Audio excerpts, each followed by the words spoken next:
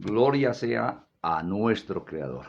Bien, amados hermanos y amigos, de nuevo estamos acá para seguir leyendo la Biblia, comentando la palabra del Señor, pues para lo cual hemos pedido y seguimos pidiendo la dirección, la guianza del Espíritu Santo, porque sin Él nada podemos hacer. Mi saludo en esta hora para el pueblo del Señor, para los amigos que en cualquier lugar también participen de esta palabra que transmitimos. El objetivo es hacer conocer el reino de Dios, su palabra, hacer conocer el amor de Dios que en su expresión máxima es que el Padre nos haya dado a su Hijo Jesucristo y lo haya entregado a la muerte por nosotros allí en el Gólgota. La expresión de amor más grande que se pueda tener en medio del conocimiento de la raza humana. Bueno, mi saludo también a la amada congregación de la Comunidad Cristiana Bíblica Misionera, establecida aquí en Bogotá, en Ciudad Kennedy, allí en el barrio Casablanca. Que el Señor bendiga a cada uno de los niños, de los adolescentes, de los jóvenes, de los adultos, de las personas mayores. Señor les bendiga. Y a los amigos que están con ustedes allí en sus hogares, por supuesto, nuestro saludo de una manera muy especial. Les amamos, les queremos.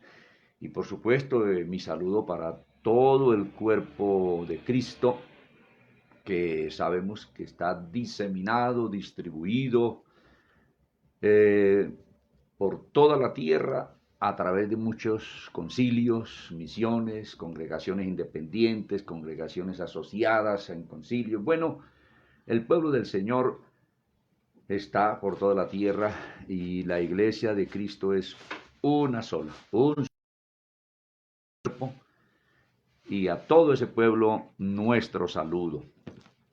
Bueno, el deseo nuestro es que le estén pasando bien en medio aún de esta situación adversa, en medio de esta pandemia que ha hecho que las autoridades manden que el pueblo se recoja a sus casas, a sus apartamentos, aunque ya a partir del día de ayer se dio alguna larga para que algunas personas fueran a trabajar, pero aún pues la mayoría estamos ahí cumpliendo esta cuarentena y yo pienso que pues es necesario hacerlo.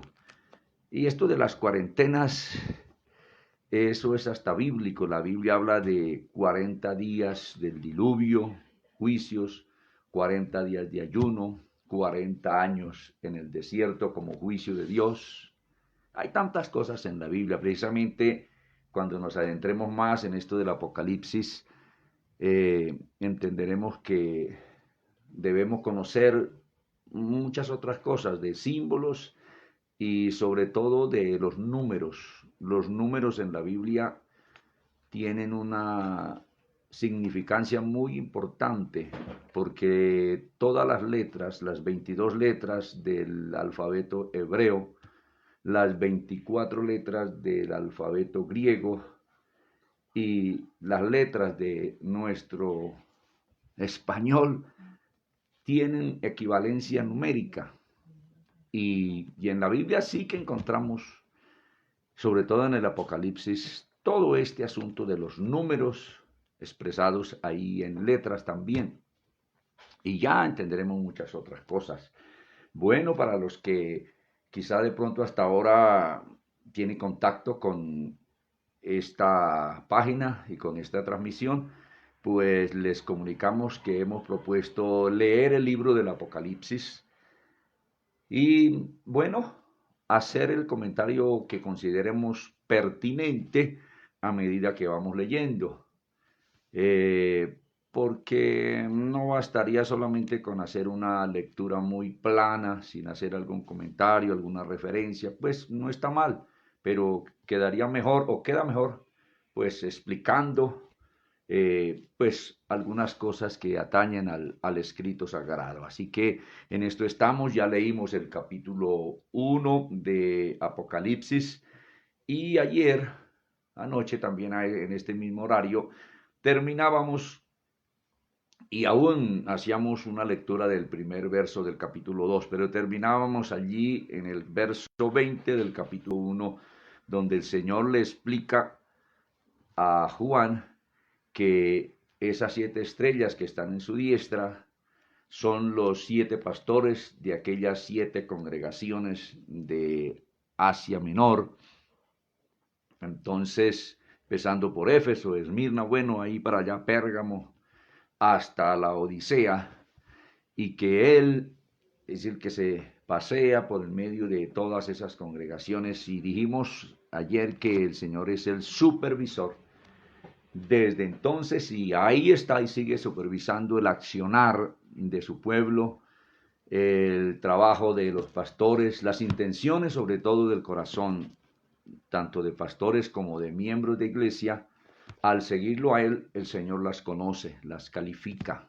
A él no lo podemos engañar porque muchos pastores y muchos feligreses de las congregaciones a veces han seguido y están siguiendo al Señor por intereses mezquinos, por fama, por dinero, por posición social, por que Dios les sane el cuerpo, porque Dios le arregle alguna situación, algún aspecto social o familiar, porque Dios le arregle el negocio.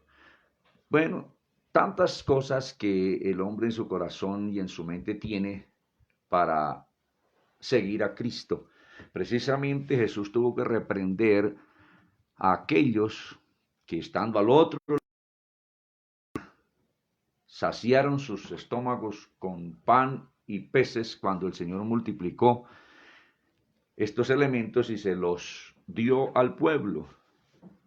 El Señor se fue a orar al monte, mandó a sus discípulos en la barca, por allá a la madrugada del agua, y llegó a Capernaum al otro día. Y los que estaban allí, en aquel lugar donde el Señor multiplicó panes y peces, pues vieron que Jesús no se subió con los apóstoles y que no había más barcas. Sin embargo, se fueron para Capernaum porque dijeron el Señor se perdió, quién sabe qué pasaría. Y al otro día lo encontraron allá y le dijeron, Señor, ¿cuándo llegaste acá? Y Jesús les dijo, ustedes me siguen es porque se llenaron el estómago, no me sigáis por eso, seguidme por las cosas de arriba, por las cosas de la vida eterna. Y hay gente que sigue al Señor en ese sentido, pero no, lo correcto es seguir al Señor entendiendo que Él nos ha amado primero y correspondiendo a su amor tan grande y el objetivo de Él haberse hecho hombre es redimirnos, salvarnos. Es decir, que el objetivo central es esa redención que Dios nos ha regalado, que Dios nos ha otorgado a través de Cristo. Buscad primeramente el reino de Dios y su justicia. Precisamente enseñó y proclamó Cristo que las demás cosas vendrían por añadidura. Entonces, qué importante que el Señor supervisa todo. Así hablábamos el martes, haciendo referencia a este verso 20, de que el Señor es quien se pasea por medio de las 7 iglesias, y las 7 iglesias, como decían, han representado, en aquel momento representaban aspectos locales, cualidades locales de estas 7 congregaciones, y también hemos dicho que cada una de esas congregaciones han estado representadas en todos los tiempos. Hoy hay gente que son como Éfeso, que han dejado el primer amor, o como Pérgamo, que se han unido al Estado, el ecumenismo, y así se han corrompido otros, tantas cosas han permitido que, como la gente de Sardes, toda esta gente que entre el pecado, la mundanalidad a la congregación. Y también hay personas como Filadelfia, iglesias como Filadelfia, llenas del amor de Dios para el evangelismo. Y siempre ha habido gente como las de Odisea, que gente con amor al dinero, a la fama. Y también se ha dicho que esas 7 iglesias representan 7 periodos por el cual iba a pasar su pueblo mientras él regresa de nuevo a esta tierra. Y ya miraremos esto precisamente en esta noche. Vamos a comenzar con el mensaje al pastor de Éfeso, algo que al leer uno con atención el texto, el remitente y el destinatario de estas cartas, oiga, el Señor aún desde el cielo se ocupan en escribirnos una carta. Oiga, mire cómo es tan especial el Señor. Y como yo un día le decía a alguien, aún desde el cielo el Señor habla en parábolas, le dice a Pablo, dura cosas es darle patadas a la puya con que arrían los bueyes, dar cosas contra el aguijón. Mire que habla en un lenguaje muy, muy humano, muy coloquial. Y aquí el Señor le escribe precisamente él como remitente al pastor de Éfeso. En esta noche vamos a mirar esta carta enviada a el pastor de Éfeso y de hecho a la congregación, por supuesto, porque el Señor le da un mensaje al pastor, pues él lo comunica a la iglesia, es el propósito. Pero la primera persona en recibir esa carta, el destinatario, fueron los pastores de cada una de estas iglesias. Ahí se le colocó un título, y para mí que el título está mal puesto. Dice mensaje a las 7 iglesias, y 2 puntos dice mensaje a la iglesia de Éfeso. Pero para mí está mal, debiera decir mensaje al pastor de la iglesia de Éfeso. Bueno, verso 1 del capítulo 2. Acompáñenme allí, Apocalipsis capítulo 2. Dice, el Señor le dice esto a Juan, a través de su ángel, escribe al ángel de la iglesia en Éfeso, es decir, al pastor. Nos damos cuenta aquí cuál era el destinatario. Era el pastor de Éfeso. Y le dice el remitente, se identifica quién le está enviando la misiva. Dice, el que tiene las 7 estrellas en su diestra, el que tiene todos los pastores bajo su control, el que anda en medio de los 7 candeleros de oro dice esto, es decir, el congregaciones de la tierra, el que la supervisa, el que conoce. Y luego le dice esto, conozco tus obras y tu arduo trabajo y paciencia. La paciencia es la capacidad de soportar las adversidades, las pruebas, las dificultades sin alterarnos, sin enojarnos, sin reaccionar. Entonces eso es paciencia. Dice, yo conozco tus obras y tu arduo. Cuanto arduo trabajo, no hay dificultad para entender eso. Bastante trabajo, un trabajo con ímpetu, con fuerza, con mucha energía, bastante trabajo. Eso es arduo trabajo. Y paciencia. Y que no puede soportar a los malos. Y no puede soportar al perverso, al malo, que se metían a las congregaciones, que los exhortaba. Eso estaba ahí muy claro. No los podía soportar ahí, porque no se refiere que no vayamos a tener que soportar a alguien que hace maldad, como dice Pablo. De otra manera nos tocaría salir de aquí, de este cuerpo, e irnos a la presencia del Señor, para no tener que compartir con algún borracho, con algún adúltero, en algún momento algo de que nos invita a un almuerzo, o que le invitemos en algún momento. Entonces aquí se refiere que no podía soportar a los malos, a los perversos dentro de la congregación.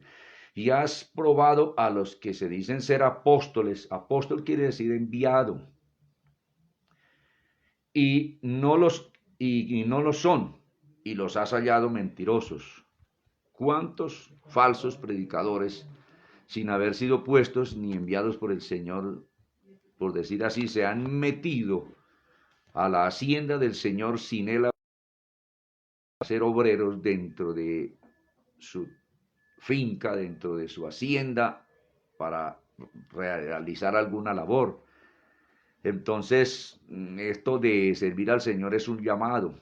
Note que el Señor llamó a los profetas, llamó un día a Moisés. Todos testifican haber sido llamados. El Señor llamó a los apóstoles. De alguna manera el Señor ha llamado a los pastores que hoy están fungiendo como tal en ese trabajo. En el caso mío, un día el Señor a mí me habló. Yo tenía mis dudas al principio cuando comencé a predicar el Evangelio ya más abiertamente, porque desde que me convertí, al otro día yo estaba ya predicando de la palabra a los amigos, a los compañeros de farra que tenía cuando eso. Y ya cuando comenzamos propiamente a compartir la palabra en la naciente congregación, pues yo tenía mis dudas porque oía a un maestro de la palabra acerca del llamamiento para servir al Señor en su obra. Y yo me preguntaba, ¿será que yo sí fui llamado o me metí a hacer lo que el Señor no me mandó? Y yo le decía al Señor, háblame. Y una noche el Señor me habló, que yo tuve un sueño muy bonito donde el Señor me habló y lo vi su cuerpo, su túnica, sus sandalias, su brazo, y extendió su mano, me acuerdo, la mano derecha, y me dijo, te he llamado, y me apuntó así con el dedo, te he llamado para que prediques mi palabra. No me dijo más. Y resulté con una Biblia grande como esta, encima de un barranco, predicándole a gente que me estaba apuntando con ametralladoras, con revólveres, con armas, así a la distancia como de 30 metros. Y yo estaba pensando, aquí me mataron, pero cuando yo tomé la Biblia y me dirigí hacia ellos, yo vi que todas esas armas hacían así, y se transformaron en Biblias, y resulté ante una audiencia grande, bonita, compartiendo el Evangelio, en un culto muy bonito. Y he visto que eso se ha ido cumpliendo y se sigue cumpliendo en el ministerio que Dios nos ha dado. Ahora, los ministerios que Dios da a los hombres nunca son iguales, porque los seres humanos no somos iguales. Ninguno de los pastores nos debemos comparar con el príncipe de los predicadores. No nos podemos comparar con el boca de oro, con aquel que tiene una argumentación muy bonita. Pues no, cada uno de nosotros somos únicos. Lo importante es que nos esmeremos por buscar a Dios, por vivir en santidad, porque seamos guiados por el Espíritu Santo. Entonces aquí está diciendo en el verso 20, en la segunda parte, dice, y has probado a los que se dicen ser apóstoles, enviados, predicadores, y no lo son, y los has hallado mentirosos. Muchos falsos apóstoles, predicadores y maestros en aquel tiempo de la iglesia apostólica, pues se metieron junto con los demás predicadores anunciando el Evangelio y no fueron llamados por el Señor, como aquellos hijos del tal Exeba que se fueron a expulsar a un demonio y el demonio les dio una paliza terrible.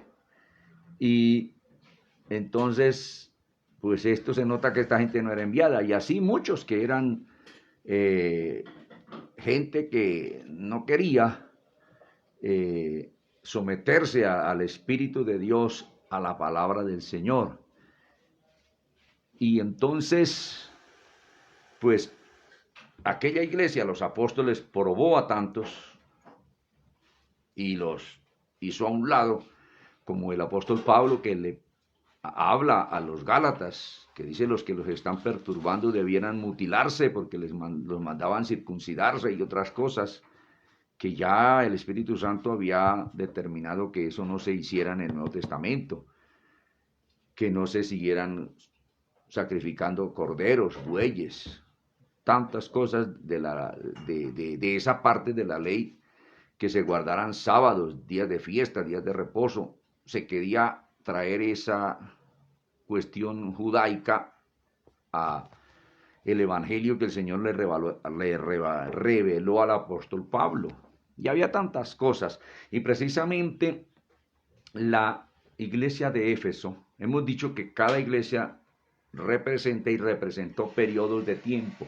La iglesia de Éfeso ocupa, según los estudiosos, los que han mirado con bastante atención la palabra, el mismo Apocalipsis, Han dicho que la iglesia de Éfeso representó el periodo desde el Gólgota prácticamente, desde el ministerio de Jesús hasta el año 100, porque ahí terminaron los apóstoles con sus vidas. El último que murió, como les decía anoche, fue Juan, ancianito. Creo que murió por ahí por el año 100, o si se pasó del 100 de nuestra era, pues quizá no fue mucho. Y ahí, en ese espacio de tiempo, es que se ha dicho que encaja el significado de la iglesia de Éfeso. Entonces, desde Cristo hasta el año 100.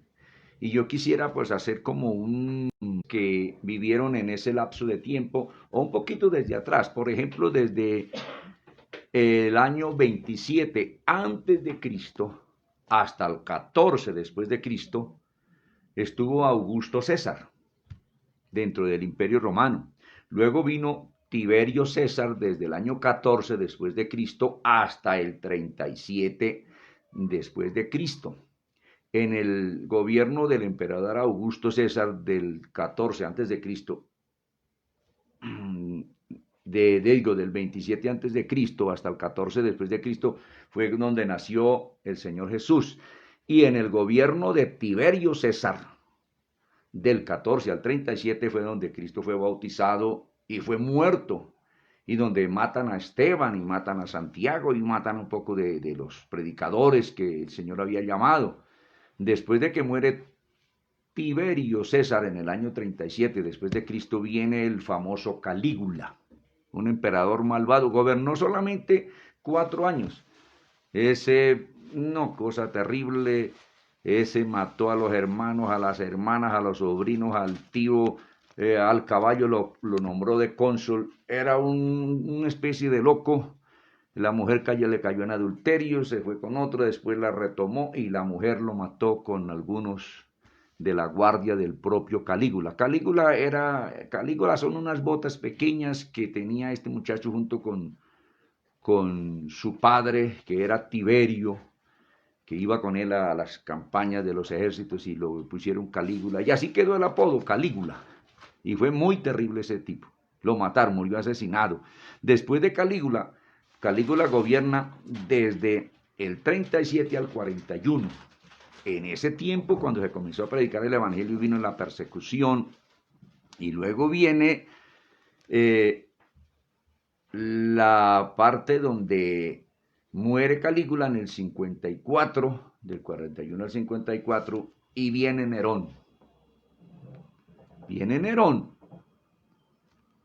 y en ese tiempo, una persecución muy atroz.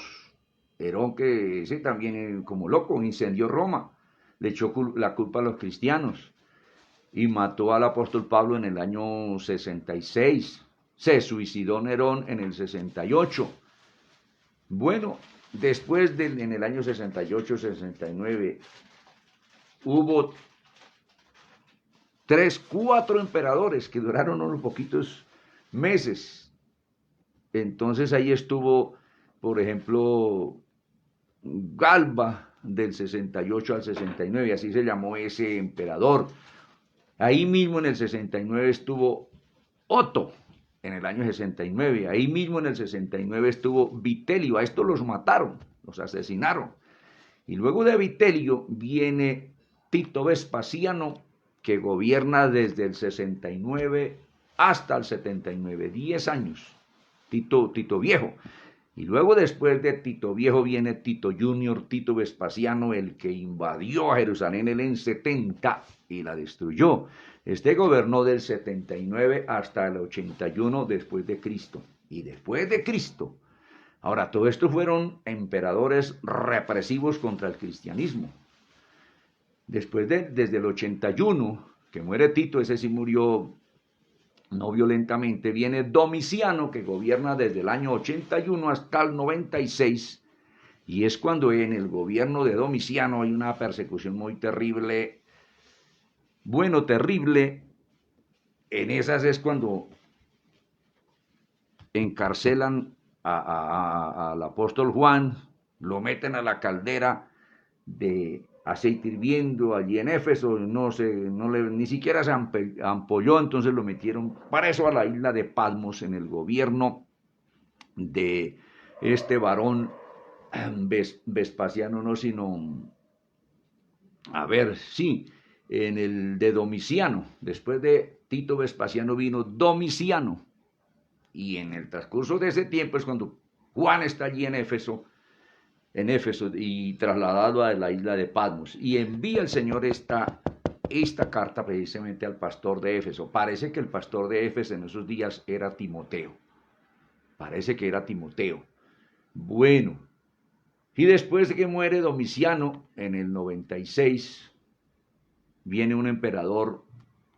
Dicen que es el emperador bueno, el emperador más pacífico que tuvo el Imperio Romano, que fue senador desde los días de Nerón hasta que muere este Domiciano en el 96, y gobierna nomás 4 años. Ya era un anciano de 66 años y murió a los 68 años, y gobernó desde el 96 al 98. En ese tiempito fue cuando Nerva hizo que soltaran a Juan, y otra vez regresó allí a Éfeso, y en Éfeso, allí murió el apóstol Juan, allí en lo que es hoy Turquía, en la parte occidental de esta península de Asia Menor. Ahí está, lástima que no tenemos el mapa acá.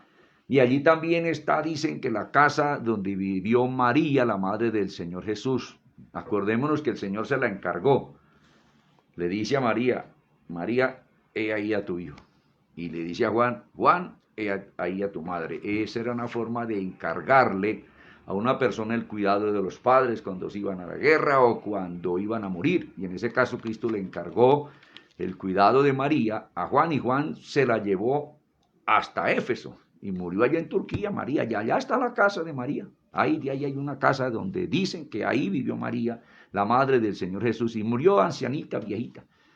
Bueno, entonces Éfeso encaja en ese periodo, y con todos estos emperadores que fueron perseguidores, pues incendiaron a la capital allí de la espiritualidad, quemaron el templo, persiguieron a los judíos, todo lo que les oliera a judío cristianismo, persecución terrible. Ahí comenzaron a excavarse las catacumbas, que las catacumbas se dan luego del año 100 al 312, que fue la persecución más espantosa que vamos a ver después, por ejemplo mañana, con lo que es Esmirna. Y allí vamos a mirar qué emperadores gobernaron en esos años del 100 al 312. Pero hoy estamos acá. Les hago este comentario porque a mí me gusta mirar, me ha gustado pues estudiar un poco y entender ese tiempo histórico. Y al uno mirar el tiempo histórico y los sucesos de esos días, de esos años, pues uno comprende mejor el texto sagrado. Entonces, en medio de esa iglesia apostólica, pues se levantaron muchos que se decían ser apóstoles, pero no eran apóstoles. Como dice más adelante, sinagoga de Satanás. Dice entonces aquí, y los has hallado mentirosos. En el 3, y has sufrido. Esa iglesia apostólica, pues imagínense, a todos los apóstoles los mataron. El imperio romano llegaba hasta la India. Allá en la India mataron a Tomás. Allá está la tumba de Tomás. La atravesaron con una lanza. Mateo creo que murió en Siria. Y así a todos los mataron, imagínense. Unas matanzas terribles. A Pedro lo decapitaron en Roma. Nerón lo hizo decapitar. Ahí creo que en el año 66 enseguida de Pablo. Y así la matanza fue cosa terrible. Dice, y has sufrido, y has tenido paciencia. Mire que la paciencia es necesaria para poder soportar las adversidades, las pruebas, el dolor, hasta la misma muerte. Y has trabajado arduamente por amor de mi nombre. Esa iglesia de los apóstoles, porque los que se metieron en medio del mundo gentil, en medio del imperio romano, no fueron gentiles, fueron judíos. Los apóstoles, todos ellos eran judíos o hebreos. Los escritores de toda la Biblia son hebreos, con excepción de Lucas, que fue ganado para Cristo, que escribe el Evangelio de Lucas y el libro de los Hechos. Los demás, todos los escritores y los que se hicieron matar para anunciar la redención, para anunciar a Cristo, fueron todos hebreos. Tremendo esto. Dice, y has sufrido, y has tenido paciencia, y has trabajado arduamente por amor de mi nombre, y no has desmayado. Tremendo. Dice, pero tengo contra ti que has dejado tu primer amor. Al finalizar ya en los días de Juan, la iglesia se estaba tornando fría. Ya de pronto el objetivo no era tanto el amor a Cristo, sino de pronto el amor a algunas otras cosas. Ya no había tanto fervor por Cristo, y el Señor tuvo que hacerle esta observación a aquella iglesia apostólica, a la iglesia que tenía ese significado que era Éfeso, la iglesia apostólica. Luego dice en el 5, recuerda por tanto de dónde has caído. Ahora hemos dicho que en todos los tiempos ha habido hombres cristianos, iglesias cristianas, y también ha habido personas que en algún momento dejan el primer amor. Acordémonos cuando usted y yo nos convertimos. Qué fogosidad, qué ánimo para predicar, para compartir. No nos callábamos hasta con el que se nos atravesara, le hablábamos de Cristo. Bueno, yo lo sigo haciendo. Si me subo a un taxi, le hablo al conductor y le hablo al de la tienda, donde yo llegue, le hablo. Le hablo Yo cuando me convertí tenía bueno, no, fue después. Tuve un negocio, un supermercado grande, un autoservicio, y allí le prediqué yo a todos los clientes, tanto que me compraban como a los que surtían aquel supermercado, a los empleados, bueno, y ese ha sido y sigue siendo eso que Dios ha puesto en mi corazón de compartir la palabra. Y no podemos dejar apagar el primer amor, pero hay gente que al principio se convierte y se ajusta a la palabra de Dios y ama al Señor, pero con el paso de los días dice, eso es fanatismo, y comienzan a retroceder como el cangrejo, dejan el primer amor y resultan alejándose, viene el enfriamiento y ya hasta se apartan y ya el Señor me dio dinero, ya me arregló el matrimonio, ya me arregló la posición social, la posición económica, y de vez en cuando asisten, de vez en cuando leen la Biblia, de vez en cuando oran, de vez en cuando por ahí ayunan. Ya han dejado el primer amor. Eso ha sucedido siempre. Y hoy también hay de ese tipo de gente que ha dejado el primer amor. Pero la iglesia de Éfeso representó desde el Gólgota hasta el año 100, según se ha dicho, y pienso que no está mal esa interpretación en ese sentido. Pero que no dejemos el primer amor, hermanos. Que sigamos enamorados de Cristo. Los que tenemos a Cristo en nuestro corazón, pues vivimos orando por la gente, estudiando la palabra, porque eso es lo que amamos al Señor, le tememos a Él. Luchamos contra nuestra propia naturaleza carnal, porque esa es una situación que cargamos con nosotros ahí. ¿Quién nos librará de este cuerpo de muerte?, dijo el apóstol Pablo. Y ahí estamos luchando y batallamos, y si la carne nos quiere tomar ventaja, reaccionamos y tenemos que ahogar esa naturaleza carnal a los pies de Cristo. Pero eso se puede cuando amamos al Señor. Está ese primer amor. Como dijo Cristo, si me amáis, como resultado del amor al Señor, guardamos sus mandamientos, guardad mis mandamientos. Entonces, eso es así. El único medio que alguien pueda usar para demostrar que ama al Señor es que guarda sus mandamientos. Si me amáis, guardad mis mandamientos. Si una persona que se llama cristiana dice que ama al Señor, o yo amo al Señor, miren, un chuchito lindo, ya, porque a los Jesús le llaman chuchito lindo y así, que yo lo amo y lo amo, pero no guarda la palabra, no la vive, pues excúsenme la expresión muy coloquial y muy del argot popular, eso es pura cháchara, puro cuento. Porque Jesús, mire, has dejado tu primer amor. Mire lo que dice Juan, conjuguémoslo con Juan, ya que se me vino a la mente ese texto, Juan, Evangelio de San Juan, capítulo 14, versículo 15. Mire cómo dice allí el versículo 15. Él dijo, si me amáis, guardad mis mandamientos. O sea que la única manera que alguien de nosotros puede demostrarle amor al Señor es que guardemos sus mandamientos. Si decimos ser cristianos y no guardamos los mandamientos, eso es pura bla, bla, bla, bla, bla. De lengua, pero no de hecho. Es decir, no hacemos la palabra, no obedecemos la palabra. Entonces, qué importante mirar esto, que Jesús dijo, si me amáis, guardad mis mandamientos. Dice en el verso 23, el que me ama mi palabra guardará, del mismo capítulo 14 de San Juan.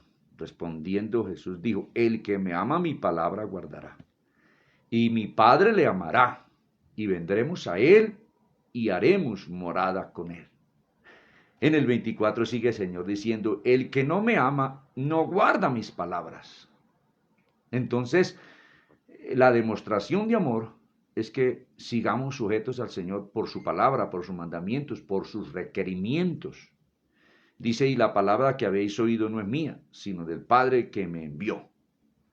Entonces, mire cómo la palabra del Señor tiene una sincronía y cómo hemos aprendido, un texto interpreta el otro texto. Has dejado el primer amor, quiere decir, has dejado mi palabra a un lado. Ya las cosas que había dejado, muchas cositas las volvió a comenzar a hacer. Dejó la palabra a un lado y entonces de esta manera se deja de amar al Señor. Porque el que ama al Señor guarda su palabra, como una muchacha enamorada de un joven. El joven le dice, no, yo quiero verte vestida así, así como te conocí un día. Y la muchacha, ¿y cómo estaba? Le pregunté, ¿y cómo estaba yo? Con tal vestidito, con tal de zapaticos, con tales sandalias, yo quiero verte así. Ay, dice, no, pues el vestido más feo, el que no me gusta. Ahora tiene todo arrumado, va y lo busca, lo lava, lo plancha y se lo pone, aunque no le guste a ella ese vestido, pero porque ama a su prometido se lo coloca. Mire que la demostración del amor hacia Dios es vivir la palabra, y el Señor le reclama esto a la iglesia de Éfeso. Pero tengo contra ti que has dejado tu primer amor. Que entonces esto es importante. Pero luego en el 5 le dice, recuerda por tanto de dónde has caído. Revisemos si nos hemos ya como alejado de esas cosas que dejamos por el conocimiento del Evangelio, por el conocimiento de la palabra, que las desechamos, dijimos, esto no le agrada al Señor, esto tampoco. Pero con el paso de los años, por dejar de amar al Señor, se vuelven a retomar esas cosas y hasta se llama eso que fanatismo, que no sé qué. Pero ojo, que la palabra del Señor dice ni una jota ni una tilde, y el mandamiento más pequeño dice, recuerda por tanto de dónde has caído y arrepiéntete y haz las primeras obras, pues si no, vendré pronto a ti y quitaré tu candelero de su lugar si no te hubieres arrepentido. ¿Qué quería decir esto? Quitaré tu candelero de su lugar si no te hubieres arrepentido. Es decir, pastor de Éfeso, le voy a quitar la iglesia. Voy a quitar su candelero de allí. Voy a acabar con esa iglesia. Y mire que no sé si habrá hortica en la ciudad de Éfeso, que está a un ladito de donde están las ruinas de la Éfeso de los días de Pablo, de los días de Juan, de los días de Timoteo. Las ruinas están allí de la ciudad de Éfeso, al pie de unas montañas que hay ahí muy bonitas. Sus calles, sus edificios de piedra tallada y todo ese asunto están allí. No sé si habrá congregación cristiana en la ciudad de Éfeso, pero el Señor parece que quitó el candelero, quitó esa congregación de la ciudad de Éfeso. ¿Cuántas congregaciones se han extinguido, se han acabado? Porque el pastor no siguió predicando la palabra de Dios, la doctrina, se fue apartando y se fue yendo por doctrinas humanas, y la congregación verdadera se extingue. Y allí en Éfeso, no sé, después de que murió Juan por el año 100, pongámosle, después vino más persecución y esas congregaciones perduraron hasta cierto tiempo, por lo menos hasta el 300, pienso que perduraron las congregaciones en Éfeso, y en Pérgamo, en Teatira, en Sardes, en Filadelfia, en la Odisea. Pero luego después sabemos lo que pasó. Dejaron de amar al Señor y se fueron al mundo y las congregaciones desaparecieron. Mire, entonces dice, arrepiéntete y vuelve otra vez al primer amor, y si no, vendré pronto a ti y quitaré tu candelero de su lugar si no te hubieres arrepentido. Pero luego le dice en el 6, estoy viendo aquí la hora 20 para las 8, en el 6, pero tienes esto, que aborreces las obras de los nicolaitas, las cuales yo también aborrezco. Esto de los nicolaitas parece que esto del nicolaísmo hace referencia a Nicolás, uno de los diáconos y de los líderes que fueron elegidos para servir al Señor a las mesas allí, cuando los apóstoles cocinaban, lavaban la loza, tendían los manteles, recogían la loza y los hermanos todos eran ahí sentados. Y los apóstoles dicen, no, un momentico, vamos a organizar esto. Nosotros nos vamos a dedicar a la palabra, a la oración, al estudio y vamos a llamar a 7 llenos del Espíritu Santo para que cocinen, laven loza, tiendan manteles, recojan la loza y sirvan la comida a las viudas, a las mujeres, a los niños, a los jóvenes, a los ancianos, a todos. Y entre esos está Nicolás. Eso creo que lo registra el capítulo 6 de los Hechos. Vamos a mirar. Y creo que se hace alusión, según se ha dicho, acerca de este Nicolás. Capítulo 6. Mire que del verso 3 al 5, quiero leer del capítulo 6 de los Hechos, dice, buscad pues, hermanos, de entre nosotros a 7 varones de buen testimonio, llenos del Espíritu Santo y de sabiduría, a quienes encarguemos de este trabajo. Y nosotros persistiremos en la oración y en el ministerio de la palabra. Por eso al quien el Señor llama, pues se ocupa en estar por ahí estudiando la Biblia, orando, clamando, preparando la palabra para alimentar como pan espiritual al pueblo. Dice, agradó la promesa a toda la multitud y eligieron a Esteban, el mártir, que mataron ahí después en el capítulo 7, ahí está el registro de la muerte de Esteban, varón lleno del Espíritu Santo. También nombraron a Felipe, a Prócoro, a Nicanor, a Timón, a Parmenas y a Nicolás, prosélito de Antioquía, es decir, que era un gentil que se había convertido al judaísmo. Y parece que este Nicolás después se extravió de la fe y se fue en pos del gnosticismo, que eso es una prácticamente, excusen la redundancia, de brujería, de hechicería, de cuestión cabalística mal usado el asunto de esto. Todo este asunto del gnosticismo, que es una doctrina totalmente inmunda, maluca, y ya metió y política, porque esto del nicolaísmo es política también en la iglesia, y esto estaba no solamente en la iglesia de Éfeso, en la de Pérgamo también estaban los nicolaitas, después lo miraremos cuando lleguemos allí a la iglesia de Pérgamo.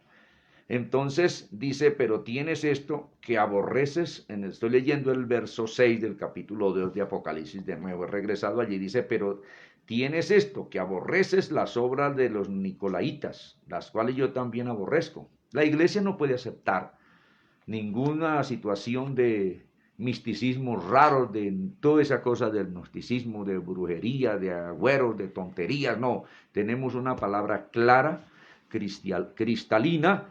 No podemos mezclar el evangelio con política, con nada de eso, no. Una cosa es el rey, otra cosa es el sacerdote. El rey no puede fungir como sacerdote, ni el sacerdote fungir como rey. Hoy hay muchos que han sido llamados por el Señor y han dejado de ser sacerdotes para ir a estar de reyes, entre comillas, o entre paréntesis, un poco entre comillas mejor, y son concejales, son alcaldes. Para eso hay hermanos en la congregación capacitados en alguna carrera universitaria y que pueden ir a hacerse elegir allí para un estrado judicial, para ocupar un edilato, para ocupar allí como concejal, como alcalde, pero no está bien que un ministro llamado por el Señor para predicar el Evangelio deje precisamente esa tarea por ir a ocupar un puesto público que seguramente va a ser visible ante toda la comunidad, ante la nación, como le propusieron a Spurgeon allí en Inglaterra, porque era un hombre conocido y mucha gente lo oía, y un día mucha gente vino, oiga, lo vamos a postular a usted como candidato para llegar a ser primer ministro de Inglaterra. Y la respuesta de Spurgeon fue tajante, y él le dijo, no me pidáis a que me rebaje a ser primer ministro de Inglaterra. Estimo más grande ser ministro de Jesucristo. Así que no me pidan que yo me rebaje a llegar a ser primer ministro de Inglaterra. Eso humanamente es muy importante, pero el que tiene la mente de Cristo y tiene los principios de Dios, pues tiene por grande honor y por más alto servir predicando el Evangelio, así sea 10, así sea ganando como David Livingstone en oración. Quizá no se ganó a muchos allá en el África, dicen que nomás se ganó a un nativo de aquella nación, pero las oraciones de este varón de Dios, David Livingstone, este inglés que fue al África, tuvo resultado muchos años después, en una gran campaña. El Señor salvó mucha gente, no hace muchos años atrás, y los predicadores dijeron, ¡ay, cómo el Señor nos usó! Y el Señor tomó a uno de ellos en el espíritu y les dijo, no, esto no es el trabajo de ustedes, es la respuesta a las oraciones de muchos años atrás de mi siervo David Livingstone. Él no dejó de servir al Señor, fue un explorador el que descubrió las cataratas Victoria allí en el río Zambeze, en el África, en el centro del África. Bueno, todo esto, entonces qué importante esto, pero tienes esto que aborreces las obras de los nicolaitas, las cuales yo también aborrezco. No podemos, y precisamente cuando lleguemos allí al asunto de Pérgamo, cómo la iglesia se mezcla con el Estado, los pastores se fueron, los predicadores a ser parte de la cosa pública, y la cosa pública tiene mucha tendencia a la corrupción administrativa porque se maneja el dinero del Estado, de impuestos y muchas cosas, rentas, y hay susceptibilidad a la corrupción, y el Señor no quiere eso. Y el Señor no nos llamó a que con el Evangelio amontonemos dinero. Esto del nicolaísmo es todo eso. Dice, las cuales yo también aborrezco. Hoy hay mucho nicolaíta en la obra del Señor, predicadores que se suben a un púlpito como profesionales de la oratoria, pero pues por dinero. Si los invitan a uno de esos grandes predicadores a una campaña por allá, en medio de una tribu indígena, a que vaya y predique y vaya le lleve el mensaje allá a esas personas que no conocen de Cristo, lo primero que pregunta es, ¿y dónde es? Y si hay allá aeropuerto de 5 estrellas, si hay hotel allá, ¿y cuánto me pagan para esa campaña? No, pues yo para esa campaña yo exijo mínimo $10,000. Que quien no vaya, oiga, nunca el apóstol Pablo pidió que le pagaran o que cuánto me dan allá los de Corinto, los de Filipos, los de Tesalónica, cuánto me dan para ir a visitarlos, para ir a la campaña allá. Pero hoy está eso, el nicolaísmo, la cosa por ahí.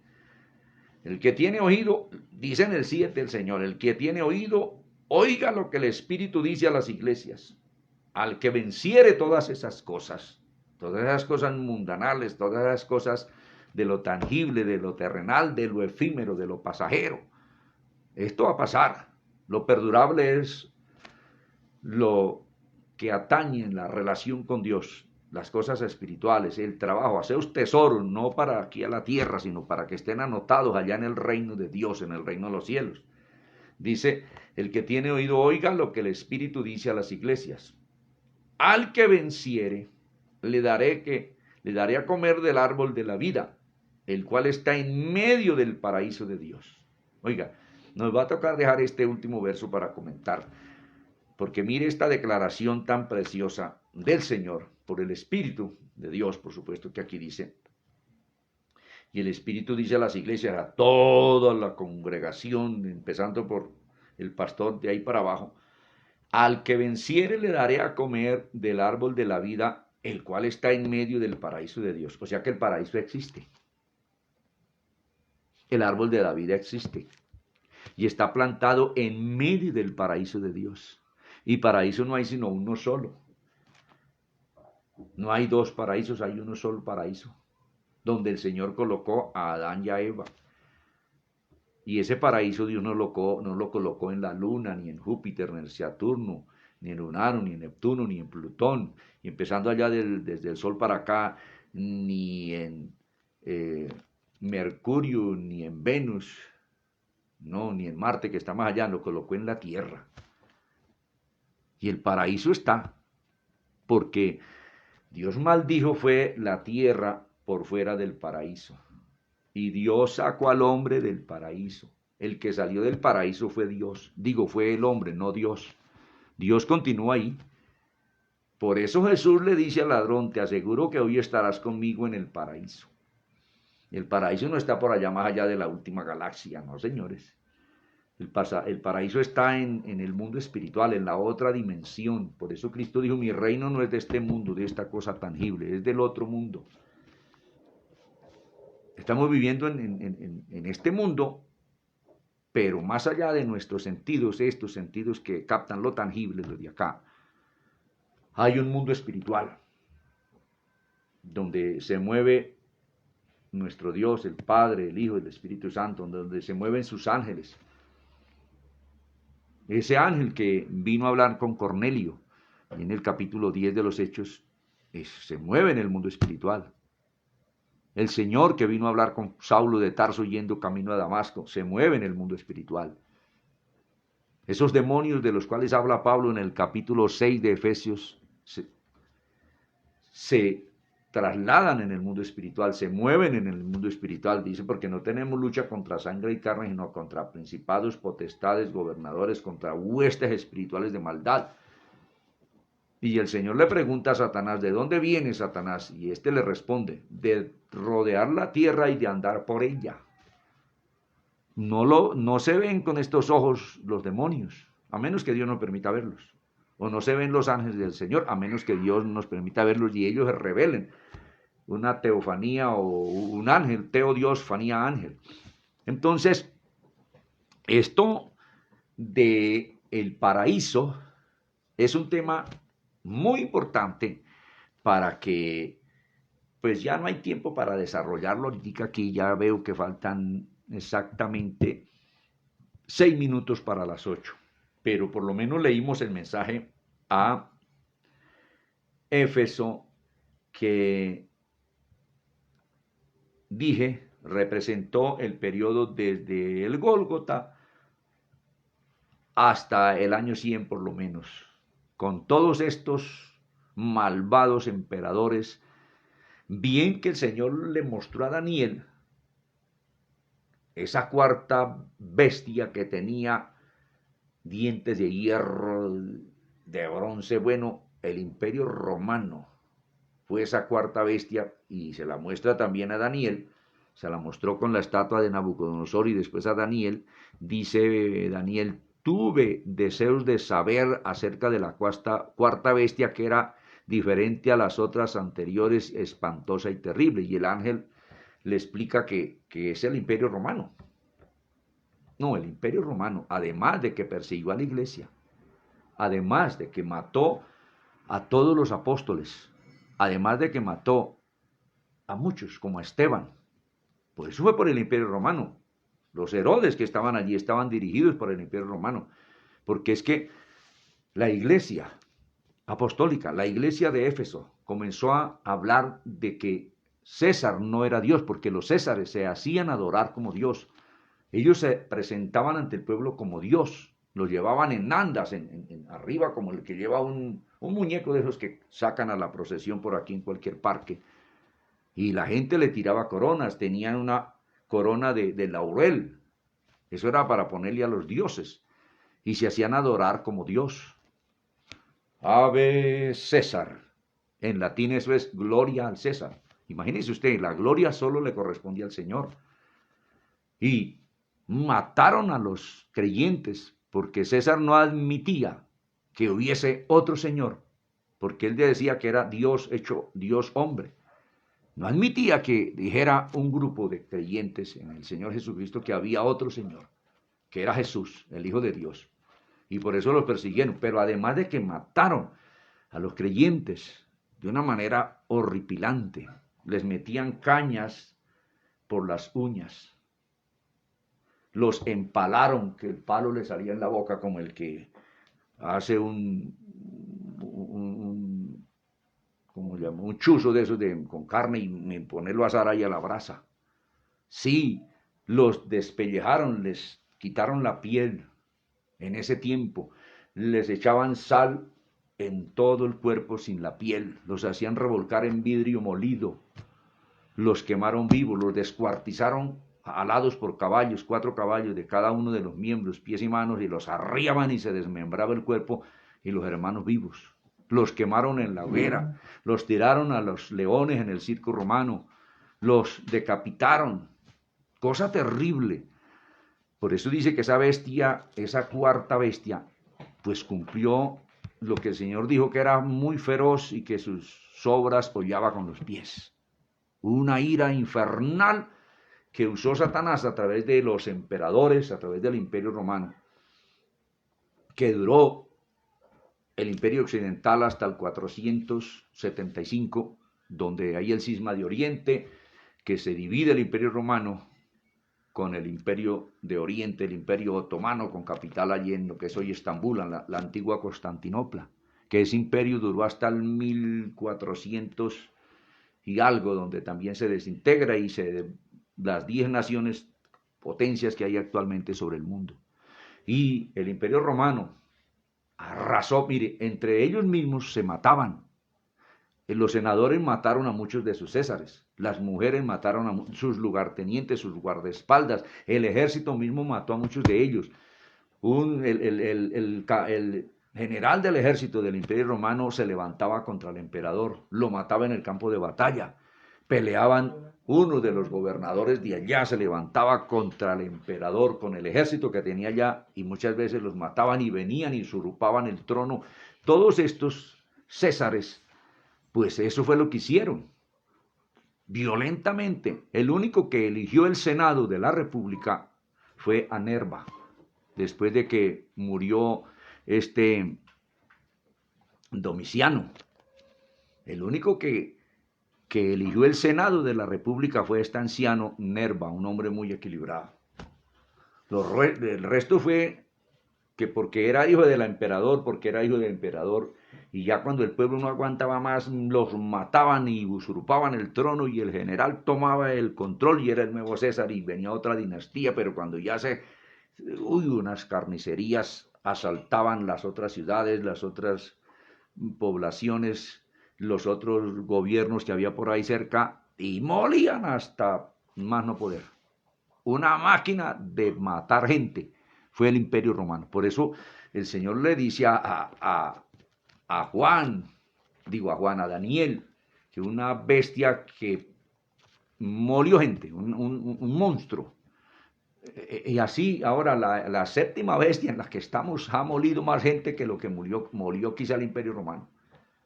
Por lo menos 200 millones ha matado la séptima bestia a las naciones actuales con sus bombas atómicas, con sus bombas de racimo, con sus ametralladoras, con sus misiles, con sus aviones de guerra en todos estos conflictos que ha habido. Cosa terrible. Máquinas de guerra.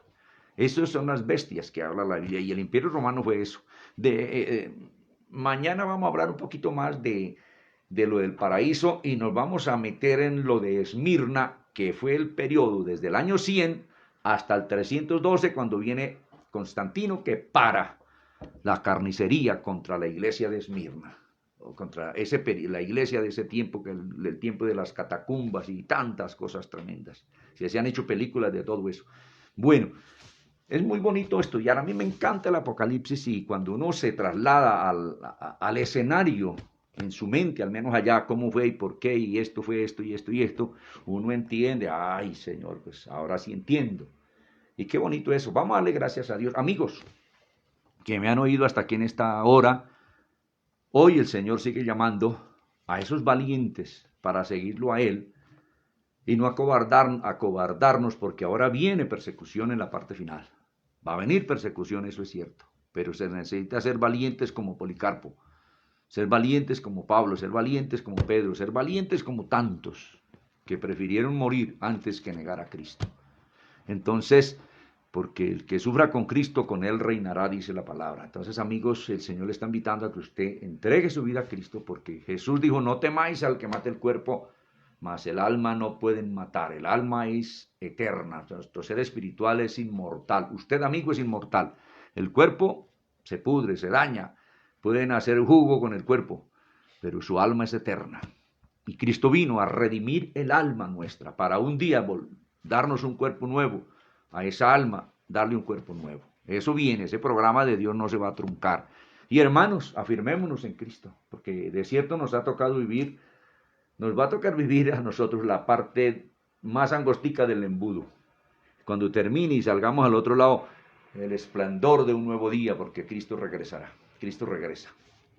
Entonces, amados hermanos, qué bueno poder leer la Biblia y comentar algo y tener como un panorama del asunto, cómo fue y qué es lo que significó y qué significa todo esto. Vamos a darle gracias a Dios y vamos a orar y terminamos la lectura bíblica. No vamos tan corriendo. Vamos a darle gracias, Padre, Señor del cielo y de la tierra. Yo te bendigo, te alabo, te glorifico. Te doy honra y gloria porque me permites compartir tu preciosa palabra. Tu palabra que es vida, tu palabra que es espíritu. Tu palabra que produce arrepentimiento, tu palabra que es luz que ilumina la mente, el alma, el corazón.